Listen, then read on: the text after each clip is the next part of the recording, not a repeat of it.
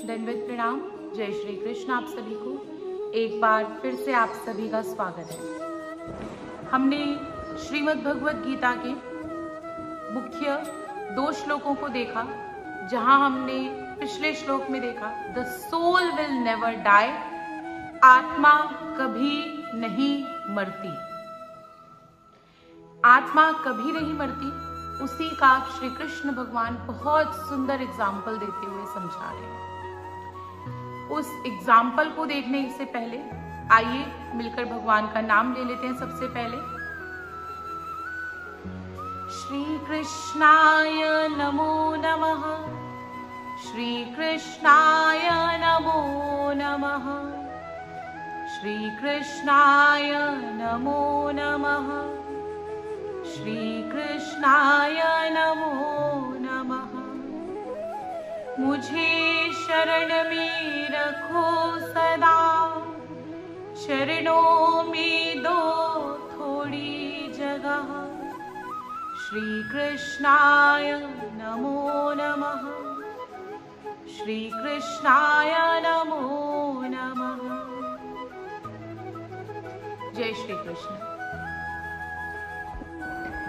The soul will never die, आत्मा कभी नहीं मरती।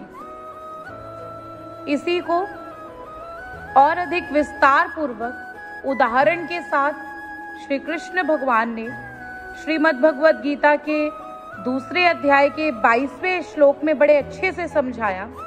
आइए श्लोक देखते हैं पहले। वासांसि जीर्णानि यथा विहाय, नवानि गृह्णाति नरोपराणि, तथा शरीराणि विहाय जीर्णान्यानि संयाति नवानि देहि।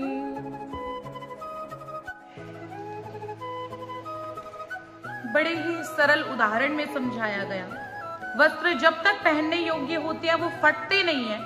जब तक इंसान को अनफिट नहीं होते तब तक मनुष्य उन्हें पहनता है, लेकिन जब वो निरुपयोगी हो जाते हैं, वो पहनने लायक नहीं बचते, जीर्ण हो जाते हैं, फटने पे आ जाते हैं, फट जाते हैं, तब मनुष्य उसे छोड़ देता है और नए वस्त्र पहनता है। बिल्कुल इसी प्रकार से मनुष्य शरीर जब तक उस कर्मानुरूप, उसकी जितनी काल मर्यादा है उसके अनुरूप रहने योग्य होता है, तब तक वो उसमें रहता है, यानी कि आत्मा उस शरीर में रहती है। लेकिन जैसे ही उसका कर्म भोग और उसकी मर्यादा समाप्त हो जाती है, आत्मा उस शरीर को छोड़ देती है। फिर उसे दूसरे शरीर में अपने कर्मों के अनुरूप जाना ही पड़ता है। तो इस प्रकार शरीर का नश्वरत्व, शरीर का नष्ट होना निश्चित है, लेकिन आत्मा कभी नहीं मरती। क्या आप ट्रांसमाइग्रेशन में बिलीव करते हैं, विश्वास करते हैं? मतलब इंसान मरता है और वो वापस से नया जन्म लेकर आता है। आत्मा के साथ यही ट्रांसमाइग्रेशन का मतलब, ये स्थानांतरण का, कि अपने कर्मों के अनुसार उसका एक शरीर को छोड़कर दूसरे शरीर में जाना, ये सिलसिला हमेशा चलता रहता है जब तक वो मोक्ष को नहीं प्राप्त करता। अर्जुन भी जब मोह में फंस गया था, निहत्था होकर बैठ गया था कि मैं अपनों पर कैसे वार करूं, तब श्री कृष्ण भगवान ने उसे यही बात समझाई कि ये नश्वर शरीर खड़े हैं तेरे आगे। उसी तरह से कई बार हम लोग बहुत सारे मोह में फंस करके, अटैचमेंट में आकर के बहुत सारे गलत डिसीजंस ले लेते हैं। लेकिन हमें इस बात को समझना चाहिए, जब तक एक सोल, एक आत्मा उस शरीर में है, तब तक वो शरीर हर किसी को प्रिय है। बाद में आत्मा के जाने के बाद उस शरीर के साथ उस आत्मा का जो नाम भी जुड़ा हुआ था, हम उस नाम को भी भूल जाते हैं, हम उसको बॉडी कहने लग जाते हैं। और इसी का एग्जाम्पल अर्जुन को समझाते हुए श्लोक में श्री कृष्ण भगवान ने कहा कि अर्जुन, आत्मा कभी नहीं मरती। सो नॉक नॉक, अपनी ज्ञान को जगाओ, अपनी थॉट्स को जगाना हमें जरूरी है। एक गुड ह्यूमन बीइंग होना बहुत जरूरी है, नीवा रहना बहुत जरूरी है, लेकिन अटैचमेंट में पूरी तरह से फंस करके अपने आप को गलत डायरेक्शंस पे ले जाना, गुमराह कर लेना, वो टोटली ऑपोजिट हो जाता है, वो बिल्कुल गलत हो जाता है। यही भगवान ने, श्री कृष्ण भगवान ने अर्जुन को समझाया कि जैसे रोजमर्रा की लाइफ में हम अपनी उस जीवन को जीते हुए अगर कुछ कपड़े हमें अनफिट होना स्टार्ट हो जाते हैं या फिर कुछ कपड़े फट जाते हैं तो हम उन कपड़ों को भी रिजेक्ट करते हैं, चाहे वो कितना बड़ा ब्रांडेड कपड़ा क्यों ना हो, हम उसे भी रिजेक्ट कर देते हैं। उसी तरह से एक आत्मा का भी कर्मानुरूप समय अनुसार जब रिश्ता समाप्त हो जाता है तो वो आत्मा भी उस शरीर से निकल जाती है और वापस से अपने कर्मों के अनुसार वो जिस शरीर को पाने के लिए फिट हो पाती है वो उसमें वापस से प्रवेश कर जाती है। मतलब बहुत सिंपल है, जैसे उन कपड़ों की कोई वजह नहीं बचती वापस से हमें पहनने के लिए, एग्जैक्ट बिल्कुल उसी तरह से आत्मा की भी कोई वजह नहीं बचती वापस से उस शरीर में आने के लिए। आत्मा अपने पुराने शरीर को छोड़ करके अपने कर्मों के अनुसार नए शरीर में प्रवेश कर लेते हैं, लेकिन बहुत से लोग इस ट्रांसमाइग्रेशन को, आत्मा के स्थानांतरण को, आत्मा के कर्मों के अनुसार उसके सफर को समझ नहीं पाते हैं। अब सफर को समझ नहीं पाते हैं तो बहुत समस्या हो जाती है। कभी आपने नोटिस करा है, एक न्यूबॉर्न बेबी होता है, बिल्कुल नवजात शिशु, उसको समझाना बहुत मुश्किल है, उसको उसकी माँ भी उस टाइम समझा नहीं सकती, लेकिन जब पैदा होने के बाद भी उसको समझाने की सेंस ना होने के बावजूद भी जब भी उस बच्चे को भूख लगती है और माँ अपना सीना उस बच्चे के आगे लगाती है, वो बच्चा अपने आप दूध पीना शुरू कर देता है। क्यों? क्योंकि इससे पहले अनकाउंटेबल, अनगिनत समय बाद उसने अब वैसे ही दूध पिया हुआ है, उसको समझाना नहीं पड़ता। बच्चा, वो शिशु हर चीज से अनजान है, उसको भी पता नहीं है मेरे माँ बाप कौन से हैं, मेरी भाषा क्या है, उसको कुछ भी नहीं पता, लेकिन बार बार हम उसके आगे बोलते हैं, बेटा पापा बोलो, मम्मी बोलो, बोलो मम्मा, पापा, दादा, दादी, और वो उन्हीं शब्दों को समझ करके वो आपको अपना मान बैठता है, तो वो रिसाइकल चीजें वापस से उसके जीवन में शुरू हो जाती है।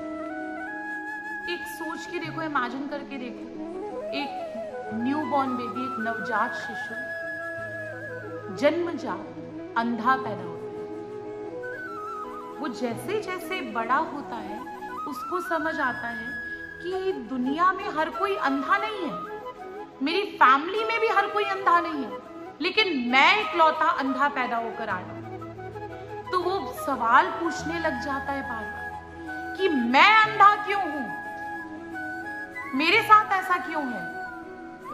आप उसको क्या जवाब दोगे? तो बहुत जाहिर सी बात है, ट्रांसमाइग्रेशन यानी आत्मा का स्थानांतरण होना उसके कर्मों के अनुसार निश्चित है, क्योंकि पिछला लेखा जोखा बहुत मायने रखता है। जैसे कि अगर वो अभी अंधा पैदा हुआ है तो उसने पहले कुछ बुरा करा है, तो उसके कर्म है ये पिछले, और उन्हीं कर्मों की वजह से आज वो इस प्रकार से आया है। हम कुछ भी जीवन में कर रहे हैं, अच्छा या बुरा, कोई ना कोई ऊपर बैठा हुआ है जो वो सारा नोटिस कर रहा है, आपका सारा बही खाता लिखा जा रहा है। जिन सेव्या तिन पाया, जो बोया वही मनुष्य ने प्राप्त करा, वही उस आत्मा ने प्राप्त करा। हम बड़ा सुंदर भजन भी गाते हैं महाराज से आराधना करते हुए, प्रार्थना करते हुए, ना खोलो मेरा खाता प्रभु जी, ना खोलो। क्यों खाता, क्यों ना खोले? मतलब वो खाता कौन सा है? वही जो हमने ऊपर नोट डाउन करवाया है, जो हमने लिखवाया हुआ है, जो कर्मों का लेखा जोखा है, वही वो खाता है सारा। वास्तव में सही मायने में सच में हमारे ऊपर ही निर्भर है। अगर हम डेली रूटीन में अपने आप को ईश्वर नाम के साथ मेडिटेट करते हुए आगे बढ़ रहे हैं, अपनी दिनचर्या को ऐसी शुरुआत कर रहे हैं कि अगर मुझे ये वस्त्र रूपी ये जो बॉडी, ये शरीर मिला है, मुझे इसका लाभ, इसका बेनिफिट किस तरह से उठाना है, ऐसी सोच के साथ आगे बढ़ रहे हैं, तो फिर हम बहुत अच्छी जगह जा रहे हैं, बहुत अच्छा डायरेक्शन है। क्योंकि उसके बाद खासियत ये होती है, हमें किसी और से पूछने की जरूरत नहीं है कि हम सही कर रहे हैं या गलत कर रहे हैं उस दौरान, क्योंकि हमें खुद में स्वयं से संतुष्टि, पीस, शांति अपने आप महसूस होती है। हम चिड़चिड़े, परेशान, बेचैन ऐसे नहीं घूमते, हम हमेशा काम रहते हैं, हम फ्रस्ट्रेट नहीं होते, क्योंकि जो सही है उसी को हम कर रहे हैं। लेकिन अगर इन्हीं सभी सिम्टम्स में, इन सब चीजों में अगर आपके साथ दिनचर्या में कुछ हो रहा है, आप पीस नहीं महसूस कर रहे हैं, आप शांत नहीं है, आप चिड़चिड़े हो रहे हैं, आपको संतुष्टि नहीं मिल रही है, आप हमेशा बेचैन रहते हैं, तो इसका मतलब क्या है?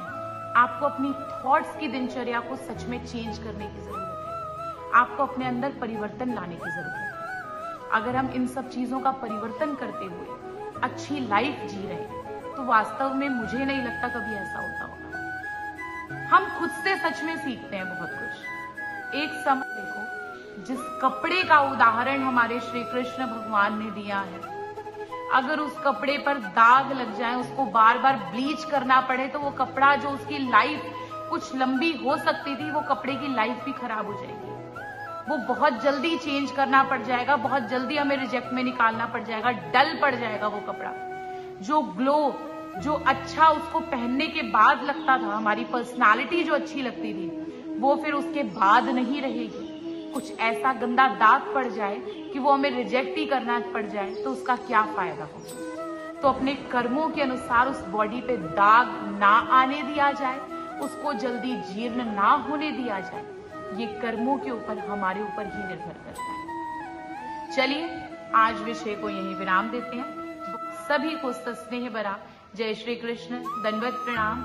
सभी स्वस्थ रहें, ईश्वर की छाया आप पर बनी रहे और ईश्वर का नाम आप सबको हमेशा शांति, आपको संतुष्टि प्रदान करे। जय श्री कृष्ण।